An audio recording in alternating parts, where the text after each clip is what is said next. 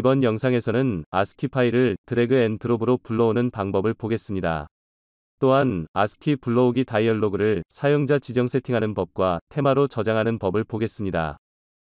오리진 워크스페이스로 파일을 드래그 앤 드롭하여 불러오는 방법은 가장 간단한 데이터 가져오기입니다. 여기 ASCII 파일을 드래그하여 빈 워크시트로 드래그 해옵니다. 끌어서 놓기로 여러 파일을 가져올 수도 있습니다. 이 두 파일을 워크북 외부의 회색 영역에 놓아 각 파일을 새 창으로 가져오게 할 수 있습니다. 방금 추가한 두 개의 워크북을 삭제하려면 프로젝트 탐색기 창에서 Shift Select 우클릭하여 컨텍스트 메뉴에서 삭제합니다. 계속해서 이 두 데이터 파일을 다시 선택하겠습니다. 이번에는 활성화된 워크시트에 넣어 무슨 일이 일어나는지 보겠습니다. 첫 번째 파일은 먼저 열려있던 워크시트에 데이터가 대체되었고 두 번째 파일은 뉴 워크북에 만들어졌습니다. 이 동작의 제어는 드래그 앤 드롭으로 데이터를 불러올 때 설정이 어떻게 맞춰졌나로 정해집니다. 따라서 이 설정을 지정하는 방법을 보도록 하겠습니다. 폴더를 새로 만들고 상단 툴바에서 Import Multiple ASCII를 클릭한 다음 아까와 동일한 3개의 파일을 선택합니다. 파일 네임에 헤더를 클릭하여 이름 순으로 정렬합니다. Show Options 다이얼로그가 체크되어 있음을 볼 수 있습니다. 이 상태로 OK를 클릭하면 대화 상자가 열리고 가져오기 옵션을 사용자 정의할 수 있습니다. 이 대화 상자에서 각 데이터 파일을 어떻게 가져올지 지정할 수 있습니다. 저는 3개의 워크시트가 있는 1개의 북을 원하므로 임포트 모드를 스타트 뉴 시트로 지정하겠습니다.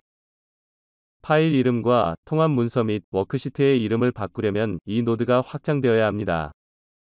저는 워크북 이름이 새로 만들어지는 것을 원치 않으므로 Rename Book with File Name을 체크 해제합니다. 반면에 각각의 워크시트 이름이 각 파일의 데이터를 나타내고자 하기에 Rename Sheet with File Name은 체크를 그대로 두겠습니다. 다이얼로그에서 다음과 같이 설정한 항목들은 테마로 저장하여 나중에 비슷한 식의 데이터를 불러올 때 그대로 사용할 수 있습니다. 테마 저장을 위해 우측의 방향키를 누르고 Save As를 클릭하고 이름을 지정한 다음 OK를 누릅니다. 이제 3개의 데이터 파일을 불러오기 위해 OK를 클릭합니다. 첫 번째 파일은 현재 시트로 오고 2개의 새 시트에 나머지 2 데이터 파일이 추가되었습니다. 각각의 시트 이름은 파일 이름과 같습니다. 이번에는 아까 저장한 임포트 옵션으로 이 파일들을 다시 가져와 보겠습니다. 마찬가지로 폴더를 새로 만듭니다. 파일, Recent Import 메뉴에서 최근 가져오기 한 파일들을 빠르게 액세스할 수 있습니다. 3개의 파일을 다시 선택하고 Add를 클릭한 후 파일 이름을 클릭하여 정렬합니다. Show Options 다이얼로그 체크박스가 언체크되어야 합니다. 그러나 데이터를 가져오는 데 사용될 테마 이름은 표시됩니다. 옵션 다이얼로그를 다시 열 필요가 없으므로 그대로 OK를 클릭하면 새 데이터 파일이 앞서 저장한 설정에 맞춰 불러와집니다. 이 옵션을 설정하기 전에 북 이름이 바뀌지 않았음을 알 수 있습니다. 폴더 1에서 끌어서 놓기 작업을 수행한 후 북 이름이 바뀌었음을 기억하십시오. 시청해 주셔서 감사합니다.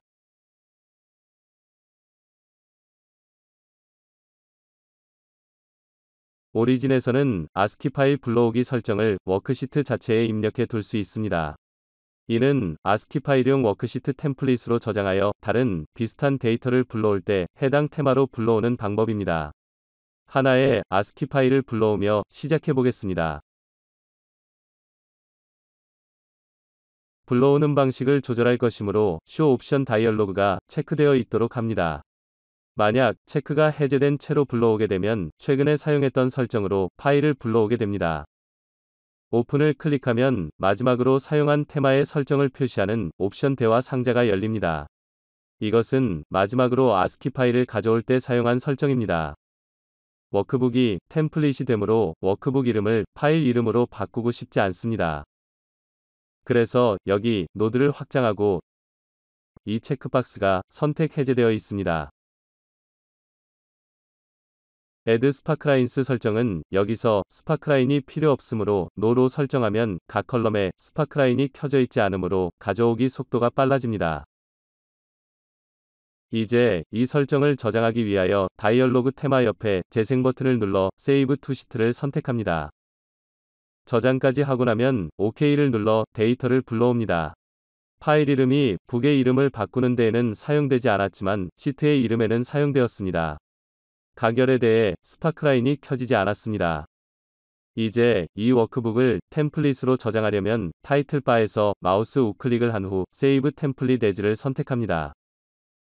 다이얼로그가 열리면 앞서 열린 창이 하나의 새로운 템플릿이므로 이에 맞게 새 이름을 지정하고 저장합니다.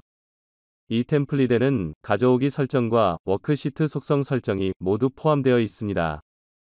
템플릿이 저장되었고 내 유저 파일 폴더에 저장된 위치를 알리는 메시지 창이 뜹니다.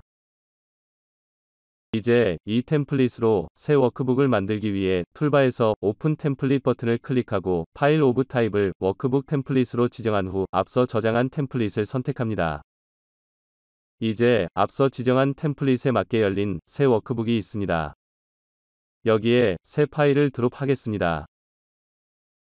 드래그 앤 드롭 가져오기를 이용해 센서 이 파일을 드롭합니다. 결과를 비교해보면 앞서 지정했던 설정에 맞게 데이터가 불러와진 게 보입니다. 따라서 스파크라인은 없고 시트의 이름은 지정되었지만 워크북 이름은 없습니다. 이제 커스텀 ASCII 임포트 세팅즈를 안한 새 워크북에 동일 데이터 파일을 드래그 앤 드롭으로 불러오기해서 비교해보겠습니다. 이 경우 워크북의 이름은 파일명을 따랐고 스파크라인이 켜졌습니다. 우리는 쉽게 그 차이점을 볼 수 있습니다. 이 영상에서는 애널러시스 템플릿을 저장하는 방법을 구체적으로 다루진 않았지만 워크시트에서 데이터를 어떻게 효율적으로 가져올지를 알려줍니다. ASCII 임포트 세팅즈를 워크시트 자체에 저장이 필요한 경우가 있습니다. 이상으로 튜토리얼을 마치겠습니다. 감사합니다.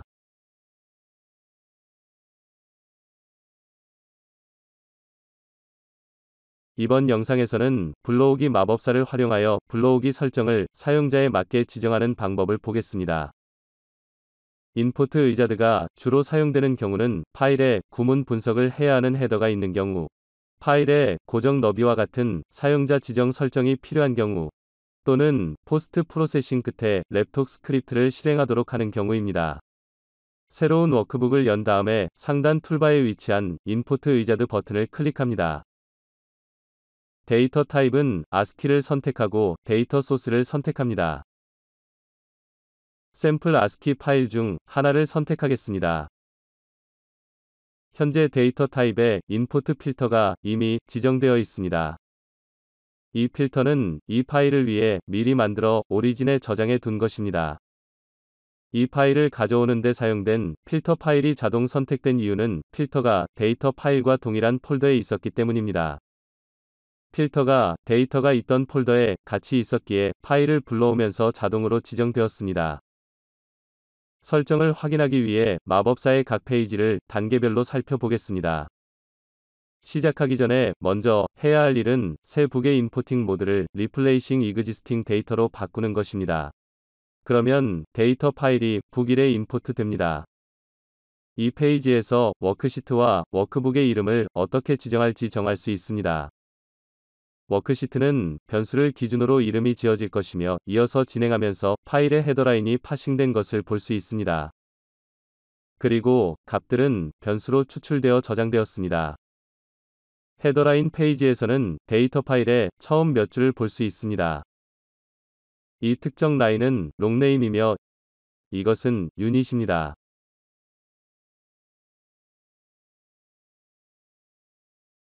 변수 추출이 결정되면 여기서 다른 변수가 추출되어 아래에 저장되었습니다.